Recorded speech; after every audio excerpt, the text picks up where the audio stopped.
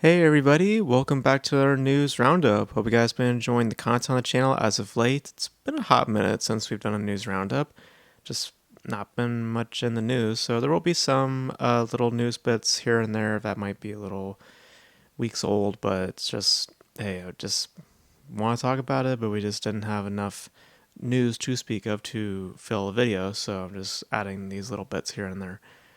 So, and also if you hear some stuff in the background, our cat is having dinner. So yeah. So just in case you hear that. But we're back with news roundup, and we got some news to talk about. So let's just dive right on in. So the first news that we're going to discuss is following up from the announcement of Robert Downey Jr. Coming back, not reprising his role as Iron Man. I mean, let's face it. I mean, that's going to happen eventually. He is posed to be the villain now of the MCU as Doctor Doom. And, I did a video about just that whole thing, about just the announcement and how much of a Hail Mary it seems. To further illustrate that claim, following the announcement at Comic-Con, there was a report that came out from Variety that apparently got the scoop on the massive paydays that are afoot for both the directors and for Robert Downey Jr., the directors being the Russo brothers. And according to the article, the Russo brothers will be receiving $80 million for their involvement as the directors, whereas Robert Downey Jr. will be receiving, quote, significantly more than $80 million, indicating potentially close to $100 million just for his involvement as a performer. So once again, if this doesn't reek of desperation, I don't know what the hell is, because they're going to shovel out nearly $200 million, an amount that could go directly towards production of another film, to 3 fucking people. Why? I mean, because they're just that special, right? And really the answer is yes, because they're bread and butter. The Russos have delivered billions of dollars to the studio. Robert Downey Jr. is the face of the franchise. So it's understandable in that to that extent, I guess, but it's all a persuasive tactic. It's just to lure them back in. Outside of the Russos, which we've illustrated, they don't have much of a career. Robert Downey Jr. has a career. He doesn't need to do this. And I think for a hot minute, he really wasn't going to do it until this offer came up, because there was a report that came out that I guess he was supposed to cameo in Deadpool and Wolverine, but he turned it down. And I have to imagine that, and people are saying, oh, well, it has to be about the Doctor Doom thing, right? It's like, no. I mean, because Deadpool was filming back in, last year, 2022. Yeah. So the whole Jonathan Majors thing was happening at that time. So, I don't think that those conversations were finalized or even really deep into it. I think that what happened was that he just was not interested. So then when this offer came about with $100 million on the table, which frankly is probably the biggest check of his career, I mean, yeah, he's more than likely going to show up, even if it doesn't make any sense, right? Because as we illustrated, the Marvel timeline, the multiverse saga, this whole thing has been just scrambled. There's no logic to anything. Really, the only logic is that we can do whatever the fuck we want. It's basically, the way I phrase it to my little brother, it's basically Hakuna Matata. It's just, it does really whatever it wants. It's a free-spirited story, and in that there's no real gravity or no real through line. It just does things because we want to make sure we get the most money possible.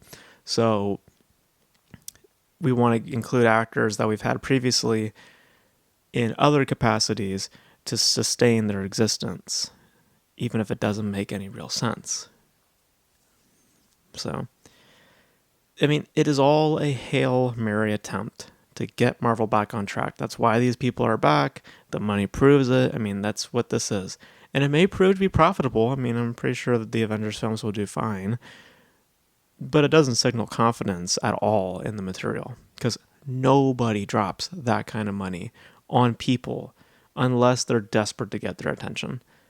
And I wonder why they want them back.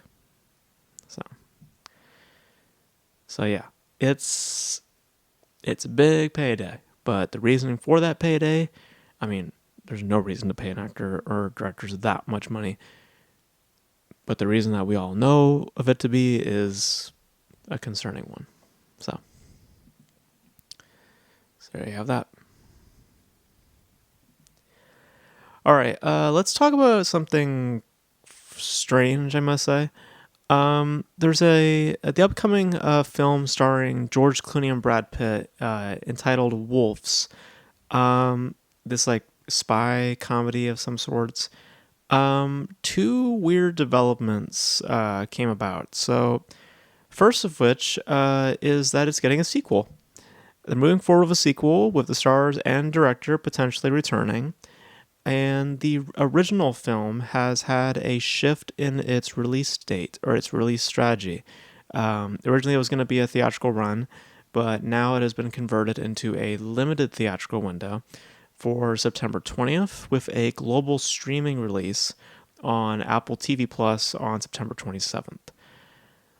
So this film has not come out yet, and there's already a sequel in place, and their strategy is to limit as many people possible in seeing that movie, the first film when it comes out. This is a very strange decision, if you ask me, because firstly, studios don't or shouldn't be announcing follow-ups to products that have not been released or been financially successful at the time of the announcement. It's usually now common practice to wait before investing into another, it seems, but in this case, they're just like, we're just going to do another one.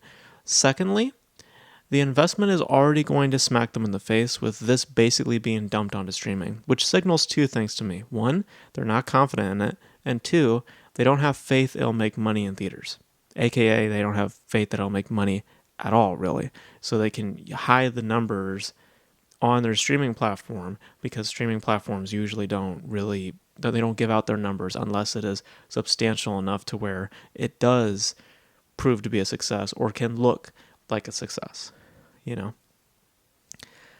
And for something like this that's likely sitting in a triple digit range in terms of a budget, considering the stars involved, which do not come for cheap. I mean, George Clooney and Brad Pitt both starring and likely producing. You're not getting those dudes for cheap. This is just a terrible idea. I mean, it's just a terrible idea. Like, the only thing that makes sense to me when reading up on it is like the only thing that makes sense to me, honestly, is that they don't but want to upset or appear vulnerable towards their investors. Because remember, if not most of their films as of late from Apple original films, they've flopped hard. We just talked about Fly Me to the Moon. This year we had Argyle, and then it's mentioned other films from the past like Killer Still Flower Moon. And if I check real quick with Wolves, just to make sure who is the distributor, not the 24. There's a 2014 version called. Oh, sorry, I didn't put the funny titling that they had for the film. Yeah, so Wolves is under Apple Studios, so they have their hands in this financially. So, and just with the current state of Apple Studios, with all the original films, their content, it's like the only thing I can think of is they're wanting to hide or wanting to not appear a certain way towards their investors. So, like, they need a hit, or like I said, a way to hide their losses, because, like I said, companies typically don't disclose their numbers until it's convenient for them, aka when something does okay on their platform. And their investors are probably not too happy with the current state of things. So instead of doing like the many other alternatives, which is like backtracking, delaying the film, or perhaps reevaluating your own strategy, they're just deciding to double down.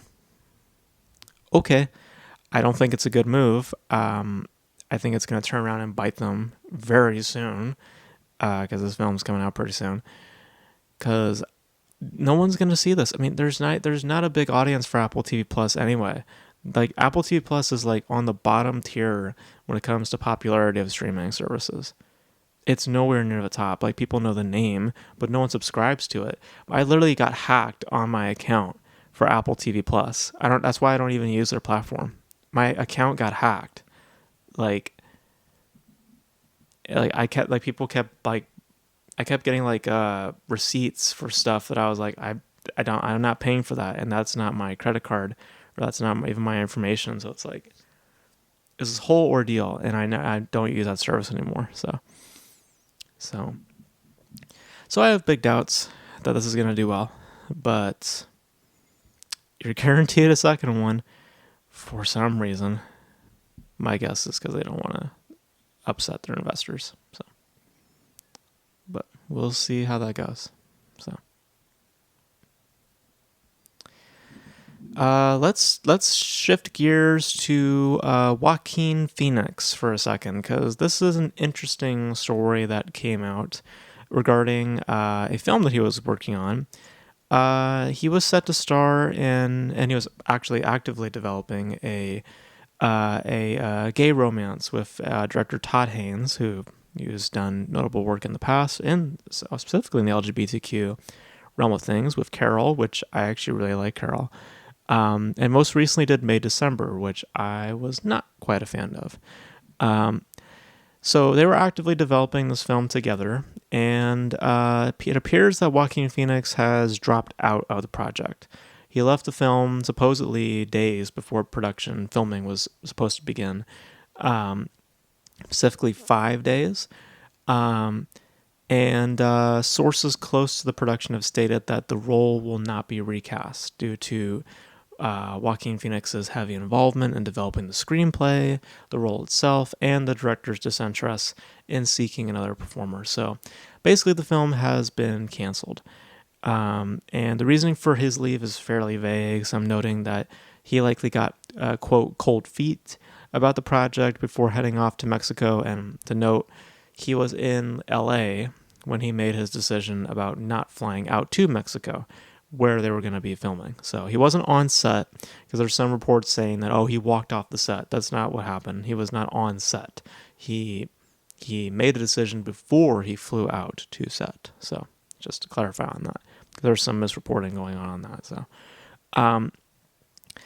but in what the film was supposed to be, supposedly it was going to be a detective story set in the 30s with a centralized romance, a gay romance, and it was going to be involving heavily explicit sexual content, purposely aiming for an NC-17 rating. That was something that Todd Haynes kept mentioning in interviews, that they were going to make it a purpose so to make the film as hard hitting as possible. So, and it's vague as to who brought that idea onto the table, because Joaquin Phoenix brought the idea to Todd Haynes, but who's to say that he also brought the idea of all this heavily explicit content.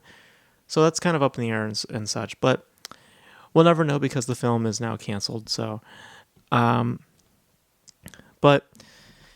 by the design of what they were developing and the frame of mind that was there, I'm actually glad this isn't moving forward, because it sounds more or less an erotica. It sounds a bit pornographic. And I've never liked hearing how they were actively pursuing the hard-hitting content just for the sake of having it, because it sounds very exploitive, and perhaps Joaquin saw that in the story or realized the formation of the production and decided to leave, which to say, like, I'm not against actors leaving if they're uncomfortable. I mean, if he didn't want to do anymore, it's his right to step away, especially since he literally wasn't on set. So, but on the other hand, I mean, to make that decision so close towards active production, I mean, he's forcing a lot of people out of work, and for that production to scramble financially, because they have to pay off investors, crew members, they have to pay off a lot of money, to pay a lot of money to a lot of people, and that's what some of the reports had stated, is that it's just basically them just writing checks, left and right.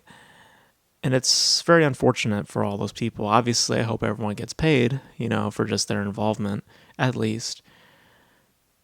But it is unfortunate, but I'm not against him leaving. I'm just against when he decided to leave. So, but yeah, this whole thing didn't sound great to begin with. It sounded very extreme for the sake of being extreme, and I'm just not a fan of that sort of mentality. So I'm glad that this thing is not moving forward with those being the optics and the intentions. So, but yeah, Joaquin Phoenix, he's a really great performer. So there's already films of his. There's a film Eddington with Ari Aster, which is already coming. I believe, yeah, Ari Aster, yeah, I think so, yeah. So he's already got work down the line. He's got Joker 2 this year, so we're gonna see more of Joaquin. It's just we're not gonna see him in this sort of capacity. So, and by design of what it was, kind of glad that we won't see him in that capacity. So there you have that. All right, D23 is going on right now. There's one or two things that I'm curious to talk about. Like, generally speaking, not really, because it's just basically sequel, remake, sequel, and I'm just kind of just so tired, of all that. One sequel that was announced where I was just like, okay, I guess, I don't know. Incredibles 3 apparently is on the way, with the original cast and director, Brad Bird, returning to helm the project. No specific release date or window of time announced. They just said that they're in development, so probably 4 or 5 years from now. So not for a while, but yay! Like, I'm just so tired of like the dumping of sequels, prequels, spin-offs, remakes. Like, can we get just some more original content? I mean, a large majority of what came out of D23 this year was sequels. Like, a ton of them. Like Frozen 3, Frozen 4, Avatar 3, Toy Story 5, Tron 4, 3, I forget. Like, Jesus Christ, Zootopia 2. Just like so many, bro. And I'm tired. I'm tired of all that. I want some new stuff. And I heard some stuff here and there. Dwayne Johnson with like monster trucks. I mean, I guess, yeah, it's original, but I want some stuff that sounds good. So, like, I'm not interested in any of them. I'm not interested in any of these sequels. Like, I'm not. I've already seen them. I don't want to see more of them. Incredibles is like maybe the closest, but I'm still pretty iffy on it. Like, I'm not as crazy about Incredibles. I acknowledge that they're fairly made, but I'm just not craving for another one. So, because boy, at this point we are just drowning in this type of content, and that's why most times I don't seek these out, because I need some fucking air. You know what I mean? Like, I need to breathe. Like, it's just so much, and it's just so like exhausting to see how many sequels are in development, especially from one company. It's not just like all these fucking companies. It's just specifically with Disney. It's just so much, and it's just like I'm not interested really. I'm probably gonna get dragged to a bunch of them by my brother, but I generally am just not that interested. So, I mean, okay, sure, another Incredibles, but I'm not. I'm just not craving one. I'm just not craving another one. So, but of the announcements, that's the one that would probably be like the closest to be interested in, but probably not. It's when it's all said and done. So.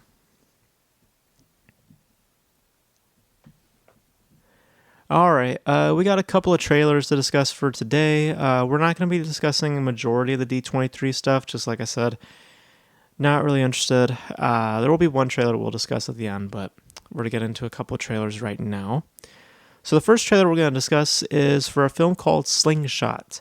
This stars Casey Affleck and Lawrence Fishburne, being directed by Mikhail Halfstrom. He made his directorial debut, if I remember correctly, with a film called Evil, and then made himself into the mainstream Hollywood sphere with Escape Plan, and then did Outside the Wire most recently with Anthony Mackie, which I saw and it sucked. Um, so this is another losing your shit in space type of scenario, and yeah, it's pretty dry.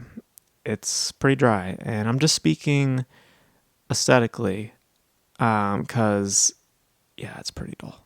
I mean, like it's very dull looking. Um, like it's really become a cliche in science fiction to centralize on a group of astronauts or just one, and they're just like losing their fucking shit. You know, like it's just getting really repetitive at this point. Like at least utilize it in a more meaningful manner, like Spaceman this year, which I really enjoyed. Um, like this is more or less just running with that cliche and nothing else. So I mean, it looks pretty boring if you were to ask me. Not much to be interested in. Like really not much to be interested in. It looks pretty uninspired. That'd be the other word for it. It just looks very uninspired. And Casey Affleck, I love. I think he's a great performer, but don't have that man yell. I mean, I just when he yelled in the trailer, I was just like, okay, that does not work well for you. So yeah, that looked pretty boring if you ask me. So all right, next trailer we're going to discuss is Saturday Night. This is the Saturday Night Live film, which has an all-star cast. Some names here and there, some young, pretty much majority-wise young faces. Got Gabriel LaBelle, who's playing the main executive. I forget, but he was the star. He played Steven Spielberg in his biopic, The Fabelmans. You got Dylan O'Brien, you got Finn Wolfhard, Willem Dafoe, Matthew Rhys, who's actually playing George Carlin. That will be interesting. And J.K. Simmons. And also, what's his face? Corey Michael Smith. I just pulled that out of my ass. Corey Michael Smith. He'll be playing Chevy Chase. He's a very interesting face in SNL if you know your history. Just ask Bill Murray. There's some interesting history there, which they won't touch on because of the type of story they're looking to do here. But this is being directed by Jason Reitman, who has done notable films in the past, specifically Juno, Thank You for Smoking, and most recently Ghostbusters Afterlife.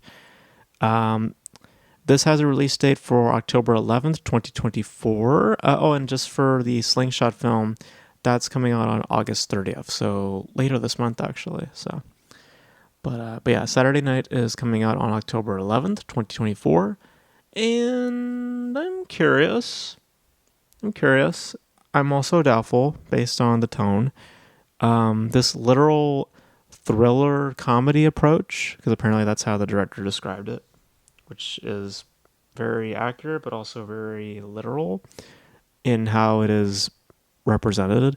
I fear that it won't be complimentary and it's like far too apparent and not integrating itself well enough, because it's operating as if it's literally being vocalized, as if like at one point it's literally saying out loud, hey, let's be serious, and then the other point's like, hey, let's be funny, not to where these moods are intertwining and you're creating a specific tone. It just feels like individual elements kind of clashing at each other, at least to me when it comes to the tone. I can appreciate the grading of its framework, the potential from its cast, the selective point in time. I like how it's very, very specific to this specific moment in the SNL history, with their first broadcast, the 90 minutes leading up to it. I think that could be interesting. It can lead to interesting tension or what have you. So it's got things working for it, but there's other things that may work against it. So we'll just have to wait and see. It kind of looks like it's taking the approach of The Big Short. Like if I were to take a film inspiration, it seems like that's the one that seems like it's being influenced by some of like the work of Adam McKay with that sort of idea. And I love The Big Short. I really like The Big Short. So hopefully it lands. It's got potential. So we'll see how it pans out. So. And finally, we're going to address the one D23 trailer that I'm interested in talking about, and that is Snow White. We have Snow White live action adaptation on the way, which I think we have discussed on this channel before due to some controversies that had come up from the film, which we're not here to talk about, but we're here to talk about the trailer. This stars Rachel Zegler as Snow White and Gal Gadot as the evil one. Sorry, I don't think I've ever seen Snow White, so yeah, I don't know. But being directed by Mark Webb, director of 500 Days of Summer and The Amazing Spider-Man, has a release date of March 21st, 2025. So I don't think it's as bad as the internet will likely make it seem. I've seen some positive responses. I've also seen some iffy responses. What I'll say about it is that I don't think that the aesthetics are completely lifeless, and I don't think that Ziegler is completely distracting. But the phrasing of it, if you're picking up on it, it's nitpicks. Because other than that, like the quality of the production, the general visual work at play, Gal Gadot's look, like it just doesn't look that great. I'm only saying it's not as bad because of the surrounding noise of the film, which, by the way, is the reason the film got delayed, which is both pathetic and unfortunate, which is to say that, like the noise and then the action of delaying the film, that's what I mean when I say it's both pathetic and unfortunate. Like,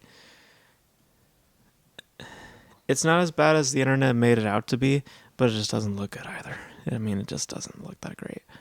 I could give a shit. I really don't care to see it. I really don't care to watch anything like that. I mean, I don't care for like the new Lion King and stuff like that. I just don't care. And this apparently bears a $200 million budget, so there's got to be interest for this if it's going to justify the investment. I have my worries, but we'll see. Maybe it'll be like a Cinderella effect, where it might resonate. It might do well. We'll see. But as far as what I can tell from what I've seen, not really that interested. But again, it's just my opinion. But yeah, so those are my thoughts for this week, guys. It was going to be a short one, but then D23 popped up, so there's a few things there that I wanted to discuss. But that is going to be it for this video, guys. Guys, let me know your thoughts on all these little news bits. Robert Downey Jr. getting paid big. Joaquin Phoenix leaving. Snow White trailer. Wolves 2, if you guys are curious about another Wolves, there you go. Even without even seeing it, if you guys want another Wolves, there you go. Let me know all your thoughts in the comment section below. And that's going to be it for this video, guys. Thank you guys for tuning in. And until then, I will catch you guys in the next video. Bye.